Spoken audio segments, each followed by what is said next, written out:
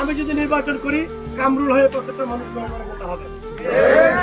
আর আমি আরেকটা অনুরোধ করবো, আমাদের যারা আছে এখানে যারা ক্যান্ডিডেট আমরা হয়েছি, আমি স্পেশালি আমাদের ফেসবুক তাদেরকে বলবো, এখানে আমাদের অনেক সিনিয়র নেতারা আছেন। মুতালিব ভাই আমাদের মধ্যে সিনিয়র, সালমা ম্যাডাম আমার রাজনৈতিক গুরু জনাব নজির হোসেন সাহেবের সহধর্মিনী, আমরা শ্রদ্ধা করতে হবে, কোন প্রকার কাউকে পরখ করা যাবে না। আনিসুল ভাই উনিও আমার সিনিয়র বড় ভাই, মাহবুব ছোট ভাই নির্বাচন করতে চায়, নমিনেশন চায়, আমরা তাকে বলবো যেই করুক আসুক, কাউকে শুরু করে এবং কারো বিরুদ্ধে কিছু দেখা যাবে না। সাথে আমার আরেক ছোট ভাই ছাত্র দলের নিজামুদ্দিন, সেও ক্যান্ডিডেট। আমার আরেক মামা আছে লিটল আফেন্দি, উনিও ইয়ে চায়। আমরা দল রাজনীতি একটা কম্পিটিশন, প্রতিযোগিতা, প্রতিহিংসা না।